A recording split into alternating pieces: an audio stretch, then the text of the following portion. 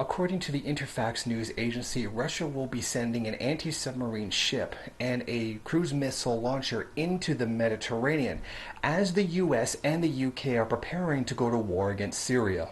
The well-known situation shaping up in the East Mediterranean called for certain corrections to the makeup of the naval forces. A large anti-submarine ship of the Northern Fleet will join them, the existing naval forces, over the next few days.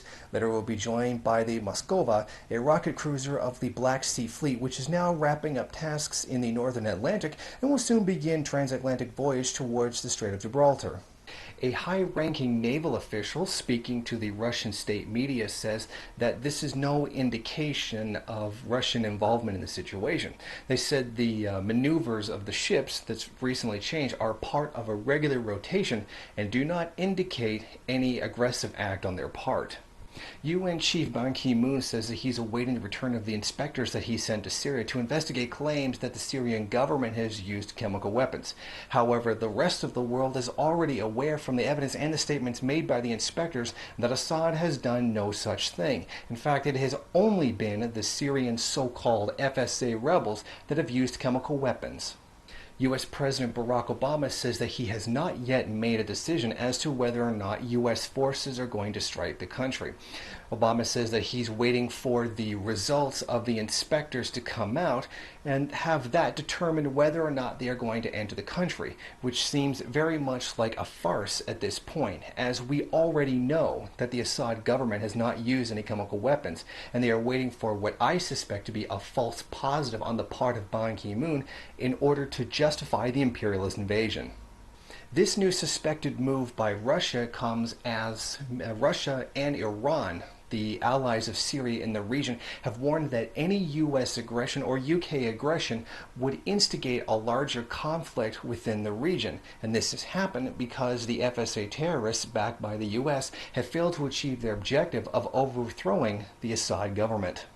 In response to possible U.S. attacks, the Syrian government has called many forces together in order to tighten security in the country and start creating roadblocks to help deter any possible missile attacks from the U.S. in the near future.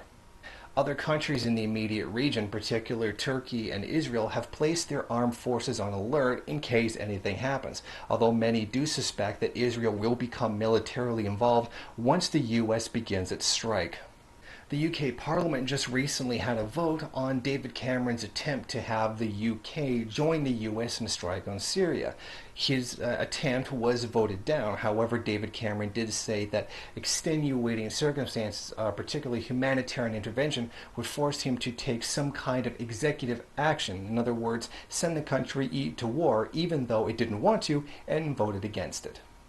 The US and the UK are determined to launch an assault against the Syrian government for their own imperialist interests. This has been laid bare by the fact that they have repeatedly accused the Assad government of using chemical weapons when the inspectors themselves have said that there is no evidence whatsoever that the Assad government has ever used them. However, there is a gigantic mountain of evidence that shows that the FSA, the terrorist forces backed by the US and the UK, have actually used them. The imperialism at this point should be very, very obvious even to those who are the most patriotic and most blinded by US media lies. In my opinion, a US and UK strike against Syria is inevitable. It is going to happen. They are doing everything to make sure it can, yet at the same time they're also doing everything they can to justify it, even if it flies in the face of basic facts.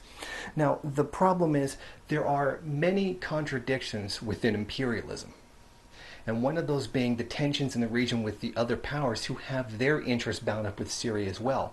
Now, these contradictions may come to a head as a result of this conflict. The antagonists may be accelerated to a point where they break into a qualitative change. And this qualitative change may take place in a possible World War III. I personally doubt very much that's going to happen because we all know what happens once the nukes start flying. Everybody loses. So I'm very skeptical of there being a third world war coming out of this. However, once the US does attack, we can see what has happened every single time the US attacks. There will be a massive amount of loss of civilian life, and things for people will be worse under a US-controlled government than there was under any democratically elected government. But the possibility for a larger conflict in the region looms as many nations are making threats against others in this ongoing terrible upheaval. All perpetuated because the US and the UK want their interests forced on the Syrian government. Why? Because it's one of the few countries left in the Arab region that are not bowing to US imperial interests.